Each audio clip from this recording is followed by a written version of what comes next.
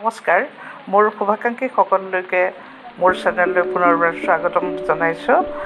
এয়া মই আজি আপোনালোকলৈ লৈ আহিছোঁ চন্দা মাছৰ এটি সুন্দৰ ৰেচিপি। অতি সহজতে বনাই মই আপোনালোকক দেখুৱাবলৈ লৈছোঁ চন্দা মাছৰ ৰেচিপি। প্ৰথমতে মই মাছখিনি সুন্দৰকৈ ধুই নিমখ হালধি আৰু তেল সানি ল'লোঁ। তাৰপিছতে এটা কেৰাহী পাতি তাত মই দিলোঁ মিঠাতেলখিনি গৰম হোৱাৰ পিছত মই এপিচ মাছখিনি ফ্ৰাই কৰি ল'ম। মাছখিনি মই হাফতকৈ অলপ বেছি 80% মই ফ্ৰাই কৰি ল'ম, ফুল ফ্ৰাই নকৰোঁ। কাৰণ মাছৰ জোল বনাবলৈ হ'লে মাছখিনি যদি ফুল ফ্ৰাই কৰা হয় মাছৰ গুণাগুণ সম্পূৰ্ণ নাইকিয়া হয়। গতিকে মই মাছখিনি সম্পূৰ্ণ ফ্ৰাই কৰি নলওঁ। এয়া হৈ গ'ল মোৰ 80% ফ্ৰাই কৰি মই মাছখিনি কাঢ়ি ল'লোঁ। বাকী থকা মাছখিনি মই এইদৰে ফ্ৰাই কৰি ল'ম। তাৰপিছতে এতিয়া মই বনাম সৰিয়হ আৰু জিৰা দি। এয়া জিৰা দিছোঁ, সৰিয়হ ডাঙৰ চামুচেৰে 2 চামুচ, জিৰা 1 চামুচ। পানী দি মই 5 মিনিটৰ কাৰণে তিয়াই ৰাখিম।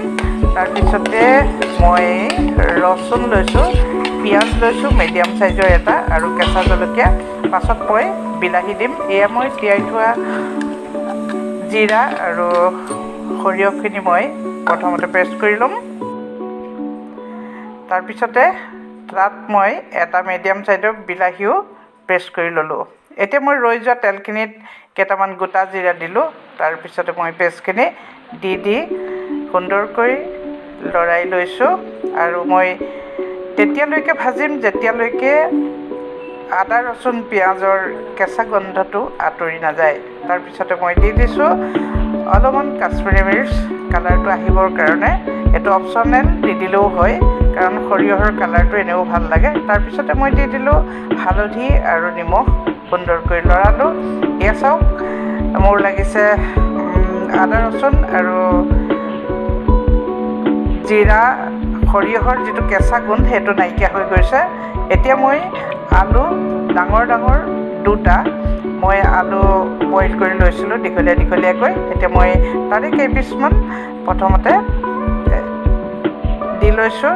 দি মই এইখিনি অলপমান ভাঙি দিম। ভাঙি দিলে মাছৰ জোলখিনি খাবলৈ বেছি সোৱাদ হ'ব। গতিকে মই এই কেইপিচ ভাঙি দিলোঁ।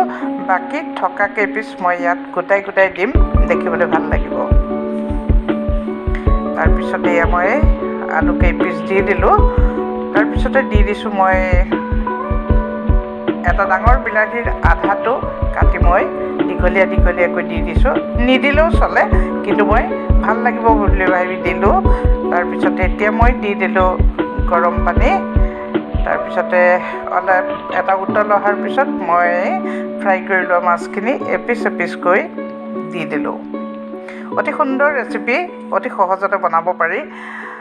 আপোনালোকেও মই বনোৱাৰ দৰে অলপমান বনাই ট্ৰাই কৰিব পাৰে। এতিয়া মই এচিটা নেমু চেপি দিম। এয়া নেমু দিলোঁ। হৈ গ'ল মোৰ অতি সুন্দৰ চন্দা মাছৰ ৰেচিপি। আপোনালোকে ট্ৰাই কৰিব বুলি আশা কৰিলোঁ।